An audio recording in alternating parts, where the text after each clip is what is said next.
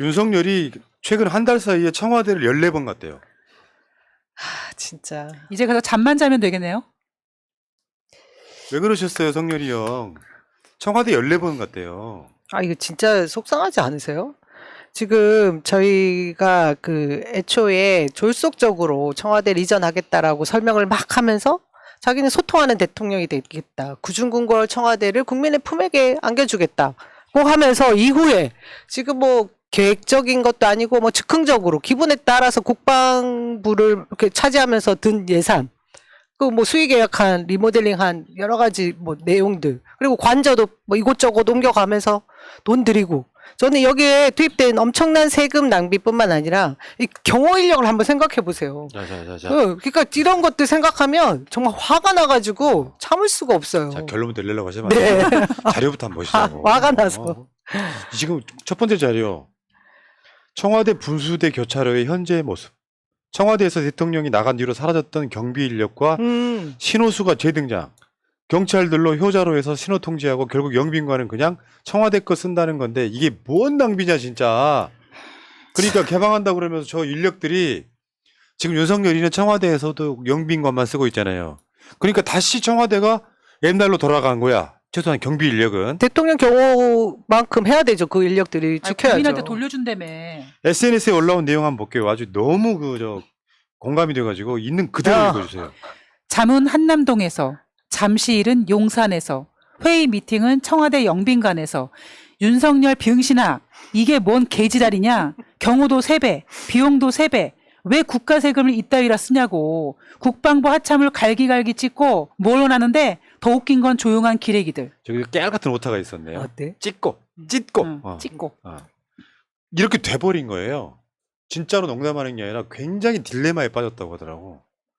호텔 빌려가지고 행사하고 어디 뭐 관저에서 행사해도 저번에 저 베트남 조서 갔을 때 영빈관 갔잖아요. 근데 가보니까 좋거든요. 그러니까 이제 뭐 청년들 불러서 영빈관에서 나 가장 어처구니 없는 게 뭔지 아세요? 업무 보고 봤는데 환경부 업무 보고를 영빈관에서 받았어. 저도 어처구니 없더라고요. 아니 무슨 또라이 새끼들 다 이거 용대실에 회의실은 비좁대요. 그래서 그 이후로 영빈관에서 받는다고 이제 하더라고요. 영빈관에 2천만 원짜리 변기 들어가겠네요. 아, 근데 이게 약간 진짜 이런 얘기 하고 싶지 않은데 뭔가 추술적인 해결해야 될 문제들도 해결한 게 있지 않나? 이제 라는 의혹이 됐다. 들죠. 저는 그 시점이 12구 참사 이후라서 되게 찝찝합니다. 아이고 진짜. 아이고, 진짜 우리 센 언니들 정말 그게 사랑입니까? 지금 그래서 화면들 한번 보시면은 하고 싶은 얘기였어. 어떤 경우는 4일 동안 3번을 청와대를 갑니다. 그러다 보면 어떻게 되겠어요? 용산이나 또는 관저에서 길거리를 저렇게 또 하고 다녀야 되는 거예요. 지금 청와대에 있었다고 쳐봐. 저런 일을 할 이유가 없잖아요. 전혀 청와대 없죠. 인력이 문재인 대통령 최소 경험만 해도 돼요. 도대체 뭐 하자는 걸까? 그러면 한남동, 용산, 청와대 왔다 갔다 하면서 저 경호를 하고, 그리고 저 많은 시민들이 지금 도로에 막혀가지고 도로에서 지금 소중한 시간을 허비하고 있다는 얘기잖아요. 네. 이게 참. 골 때리는 게 잠자고 술 먹고는 한남동에서 하고 근무는 용산에서 하고 좀 중요한 손님이 오면 접대는 청와대에서 하고 그러니까 3배의 비용이 더 들 수밖에 더 있겠네요. 3배의 인력과 비용이 든다 이런 얘기예요. 어처구니 없네 진짜. 그리고 아까 말씀하셨던 거 소통한다면서 청와대를 안 들어갔는데 약식 기자회견은 또 중단해버렸어. 그럼 뭔 소통이야 그게. 그래가지고 나비 효과로 국방부 건물 뺐고 국방부는 합참 건물 뺏어서 합참을 소분해버린 다 모아야 되는 합참을 소분해버린 윤석열. 대체 무슨 국민 민폐냐 이런 이야기죠. 이거를 진짜 어떻게 따져 물어야 될지에 대한 고민들이 있어야 되는데, 전 지금 국정조사로도 이게 따져 물을 일들은 차고 넘친다고 생각하는데, 이게 법적으로는 다룰 수 있을 만한 것이 많지 않다라고 하더라고요. 참 그게 저는 탄핵 사유라고 보네요. 탄핵 사유죠. 그러니까 탄핵은 형사적 사유가 아니라 대통령의 국민을 대한 태도인데 이게 도대체 뭐 하는 짓이냐는 거죠. 왜냐하면 용산으로 옮긴다는 국민적 합의가 없었어요. 좀 심하게 표현하면 국민투표도 가능한 사안이었어요. 공약에도 없었어.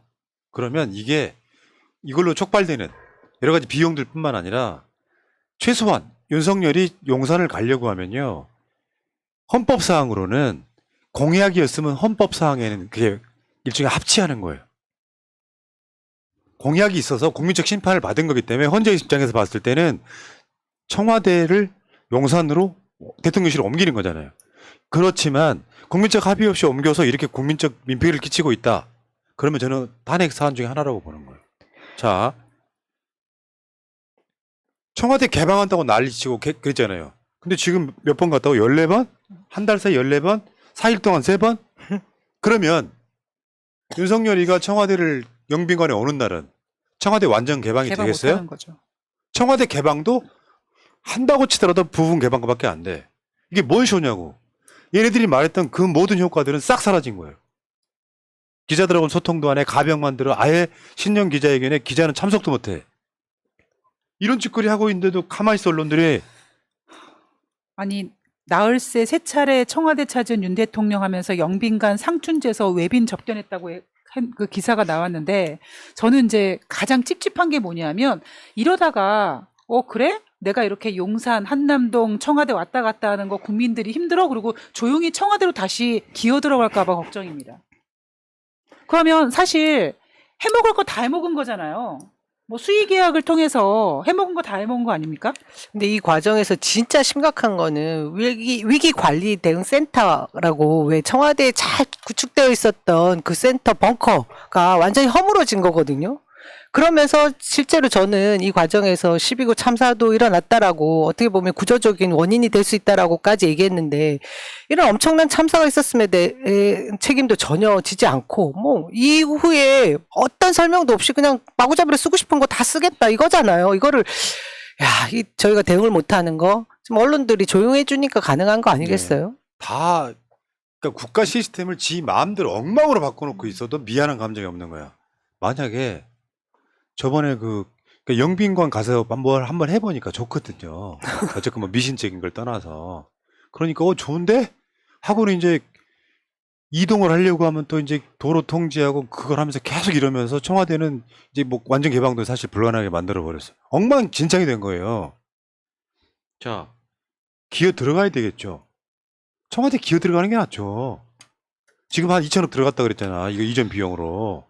2천억 우리가 까줄 테니까 들어가라고. 그 2천억이 누구의 입으로 꿀꺽 들어갔는지도 정말 굉장히 궁금합니다. 이번에 무인기 건도요. 용산까지 왔다는 게 사실이라면 큰일인 게 기존의 청와대는 70년 동안 청와대를 지키기 위한 방공포망이 다 네. 설치돼 있다고요. 무인기가 촬영할 수가 없다고. 근데 용산을 들어와도 아무것도 못 하잖아요. 뭐 이런 놈이 대통령입니까? 그 한겨레 21이 이런 기사를 썼더라고. 난 너무 속 시원해서 저도요. 소개를 해드리려고요. 윤석열이 대통령 왜 됐는지 이제 의문이 풀렸다. 이게 뭘 대단한 내용이 있는 게 아니에요. 핵심? 제일 상석에 앉아 놀고 먹고 마시려고. 어쩜 우리들 마음을 이렇게 잘 표현했는지 깜짝 놀랐습니다. 저도 이 글을 읽고. 결국 무능, 무대체, 무대뽀 결국 뭐? 술 마시고 네. 왕놀이 하고 싶다. 이걸 표현을 이렇게 해줬더라고요. 한겨레 신문에서. 야, 기자 훌륭해. 우리 기자님 이름? 김소희 기자. 감사합니다. 참. 진짜 그렇지. 윤석열이 소위 이제 그들 편으로 하면 가오잡고. 뭐 있잖아. 딱 해가지고 딱 상석에 앉아가지고 마셔. 괜찮아? 관저 잘 고쳐가지고 맞아, 밤마다 맞아. 지금 관저 좋은 술 정치하고. 마시고. 대통령 돼서 제일 상석에 앉아 놀고 먹고 마시려고. 그렇다 보니까 출근하기가 싫어. 그런데 어느 날 출근을 했더니 이기주 기자가 뭐라고 따져.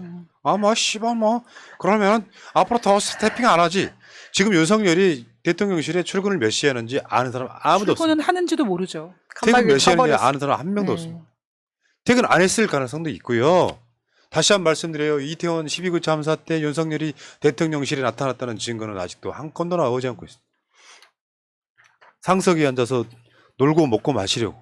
그러다가 해야 될 행사는 지가 싫다고 뛰쳐나온 영빈관 가서 행사를 무지막지하게 해. 추워서 행사 일정 취소하고. 그러네 진짜. 아, 추워서 행사에 안 나가버리고. 이런 게 대통령이에요? 나는 진짜 성실함의 대명사이기 때문에 내가 제일 싫어하는 사람 두 가지 유형이 있어요. 시간이 좀 많아서 좀 때우려고 그러는데. 게으른 사람, 이기적인 사람은 진짜 싫어합니다. 남편이나 부인이 게으르고 이기적이면 진짜 싫어하는 거야. 누구나 그렇지 않아요? 게으른데 이기적이야. 윤석열이 딱 그 짝이잖아. 그렇죠. 그 공모를 맡아서는 안 되는 유형 중에 첫 번째 조건입니다. 내가 어떤 사람이냐면 윤석열하고 비교를 한번 해보세요. 나는 내가 일어나는 시간 내가 알아서 일어나요.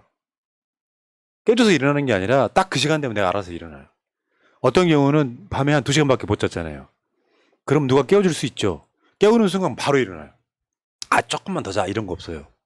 나는 지금까지 살면서 최소한 30살 이후에는 약속 시간 한 번도 늦어본 적 없습니다.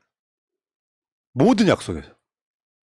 그런 사람이 보기에 윤석열 보면 사람도 아닌 거야. 매번 지각했잖아요.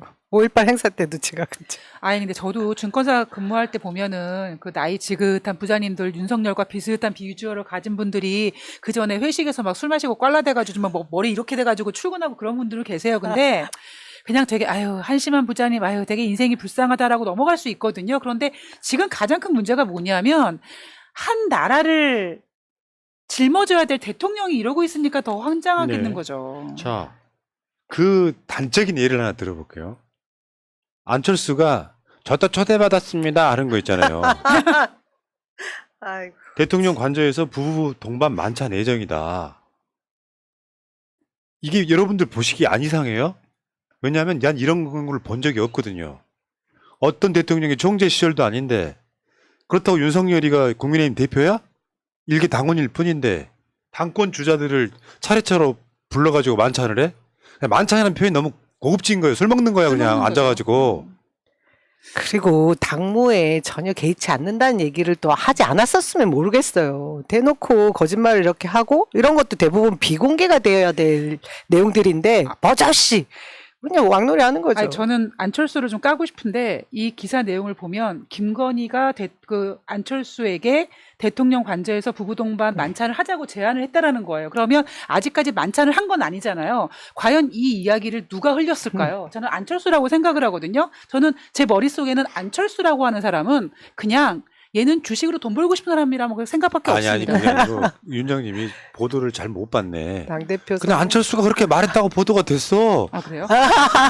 안철수가 흘린 게 아니라 역시 나도 당대표. 받았습니다라고 자랑스럽게 이야기해서 보도가 된 거야. 역시 당대표 주식쟁이네요 안철수. 당대표 아이, 선거에서 본인이 드디어 간택됐다 후보군 중에 뭐 선명성을 나타내고 싶어가지고 이 얘기하는 흐름은 이런 거 이렇게 보시면 돼. 큰 흐름을 봐야 돼.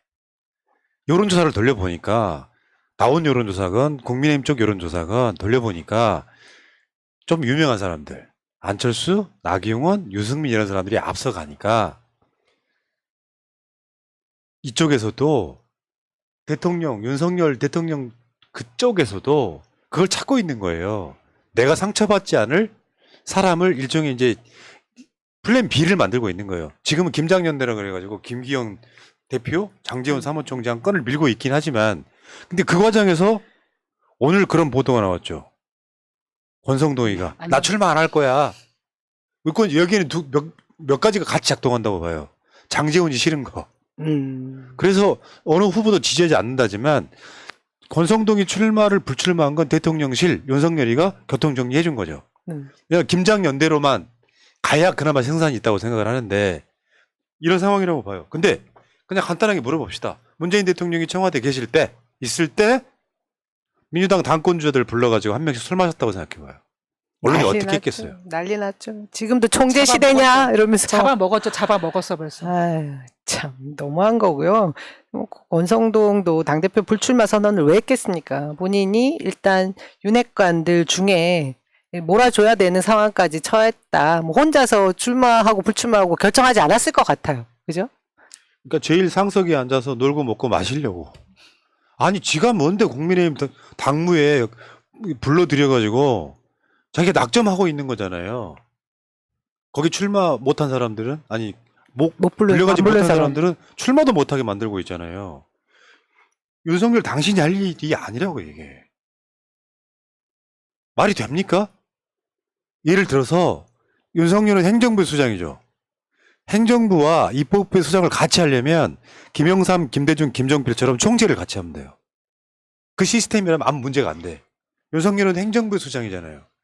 근데 입법부 영역 중에 내가 당원이긴 하지만 그 당의 당무에 이렇게 개입하는 최근에 30년 동안 대통령 보셨어요? 없죠. 노골적으로? 그러니까 뭐 어서 오시고 해가지고 술 한잔 마시면서 그냥 놀고 즐기는 거예요. 야, 줄 한번 서봐봐. 줄 잘 서면 내가 술 한잔 줄게. 이런 새끼가 대통령인 거지 지금. 근데 윤석열 입장에서는 지금 이렇게 자기가 줄 세우고 술 마시고 부르고 그 다음날 언론에서 뭐 불려갔다 초청받았다 이런 기사를 보면서 윤석열은 얼마나 기분이 좋고 즐겁겠어요. 예. 참. 에휴. 그냥 그 대통령 왕놀이 하고 있는 거예요. 왕이에요. 아우 지워졌네. 왕이에요. 아 나 진짜 아유 이런 꼴통도 대한민국 대통령이라고. 그런 왕이 민생들에게 끌려 내려지더라고요. 네. 그러니까요. 새날에 2023년 목표는 정권 교체입니다.